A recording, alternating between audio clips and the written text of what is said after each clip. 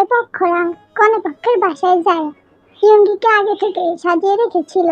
দুজন মেয়ে পার্লার থেকে এসে সাজিয়ে গিয়েছে। রূপ যেন আর ধরছে না গায়ে। বিয়েতে এমনিতে মেয়েদের সৌন্দর্য বেড়ে যায়। জোপের বাবা মা ইয়ঙ্গির মাথায় হাত বুলিয়ে দোয়া করে। ছেলে বউ দেখে তাদের চোখ চিকচিক করছে। এমন খুশি বউ পেয়ে তারা খুব খুশি। জোপের মা নিজের গলার হার খুলে ইয়ঙ্গিকে পরিয়ে দেয়। যদিও গা ভর্তি গহনা ইয়ঙ্গির। সবাইকে খাওয়ার জন্য ডাকলে সবাই ডাইনিং এ চলে যায়। বেনু মেয়ের কপালে চুমু খেয়ে বলে, অনেক ভাগ্য করে জন্মেছিস রে মা। আল্লাহ ভেস্তের হুরকে আমার ঘরে পাঠিয়েছে।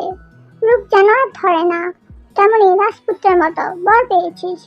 কত ভদ্র শ্বশুর শাশুড়ি, কত বড় লোকরা। এমন ঘরে মেয়ে বিয়ে দিব ভুল করেও যে ভাবিনি কখনো। অনেক সুখী হ মা।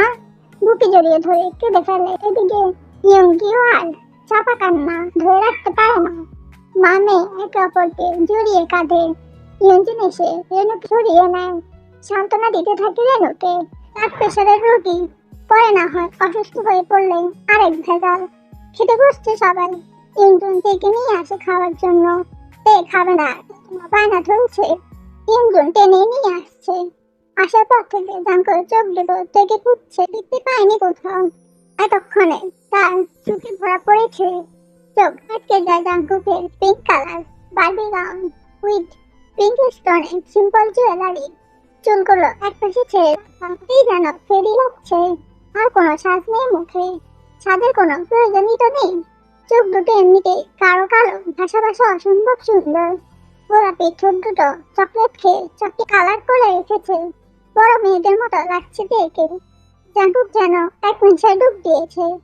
তৃষ্ণা মেটাচ্ছে চোখের। রাজনের ধাক্কায় হুঁশ ফেরে জাঙ্কুকের। সামনে তাকিয়ে দেখে খেতে বসেছে। ইয়ঞ্জন জোর করে মুখে খাবার পুড়ছে আর বলছে, সারাদিন না খেয়ে আছিস? একটু আগে ডান্স করেছিস, এবার মাথা ঘুরে পড়ে গেলে কেমন হবে বলতো? বিয়ে দেখবো নাকি তোকে নিয়ে ডক্টর কাছে দৌড়াদৌড়ি করবো? মা মেয়ের খানো দেখতে দেখতে নিজেও খেয়ে নেয় জাঙ্কুক। কেক খেয়ে উঠে জুয়ার কাছে চলে যায় দৌড়ে। জাঙ্কুক পিছু পিছু যায়।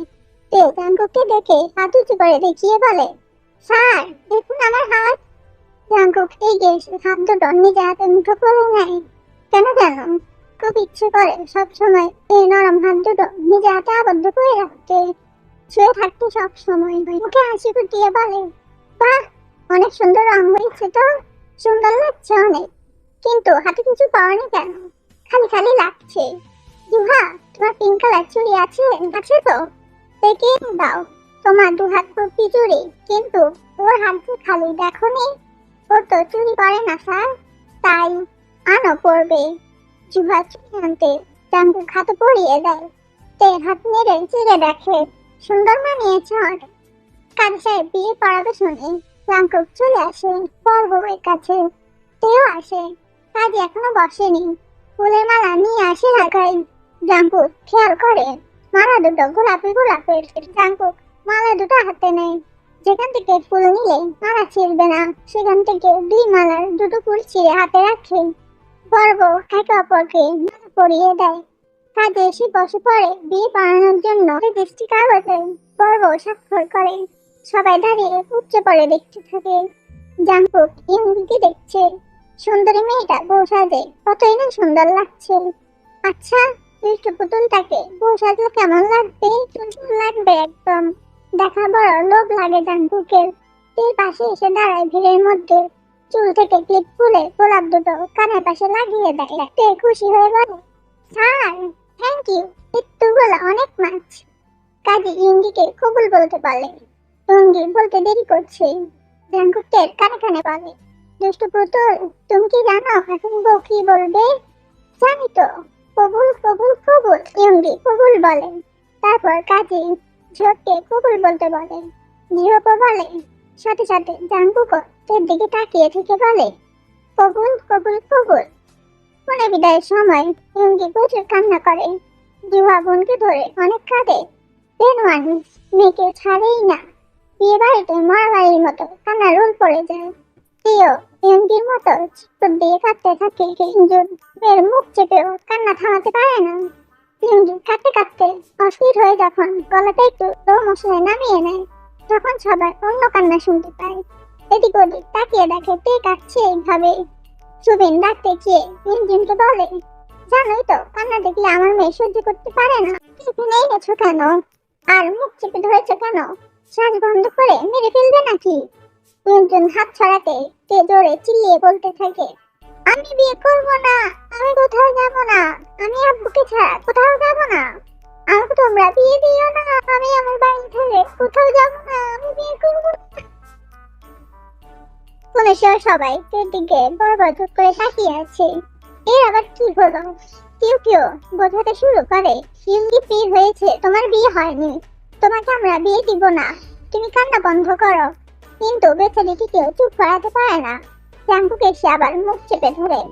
ইয়নজুন সুবিনের দিকে তাকালে তারা অসহায় লোক দেয়।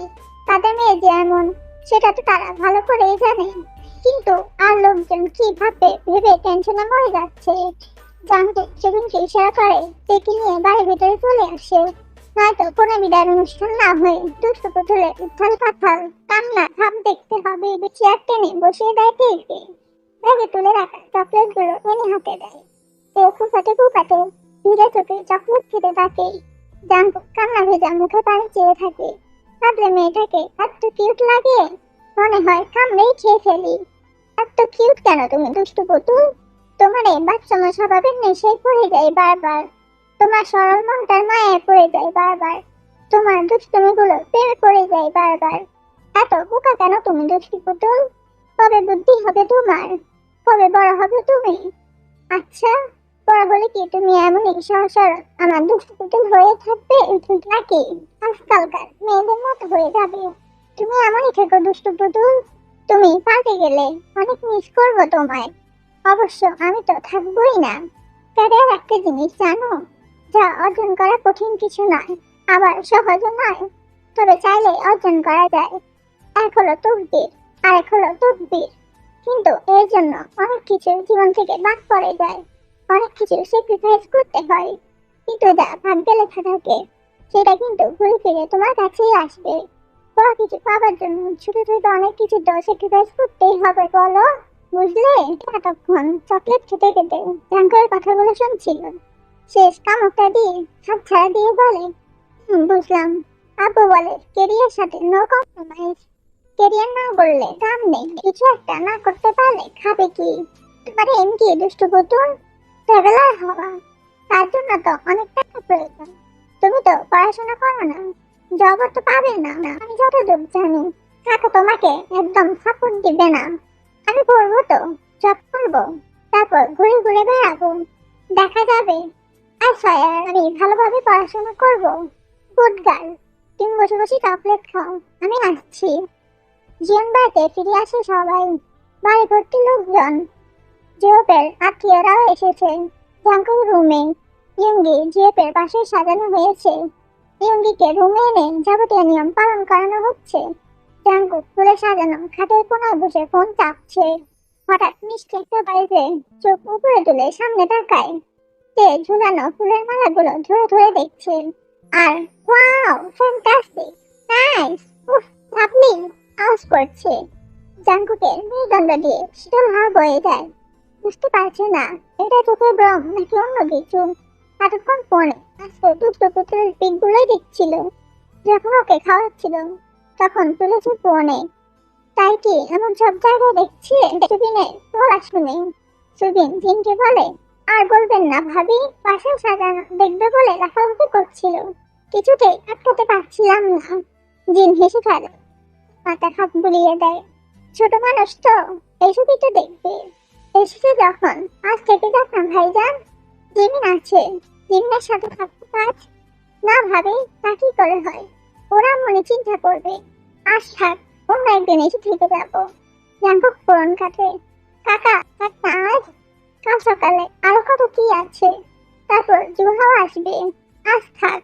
আরেমও বলে, আরেমের কথার উপর কথা বলার স্পর্ধা সুবিনের নেই। রাজি হয়ে যায়।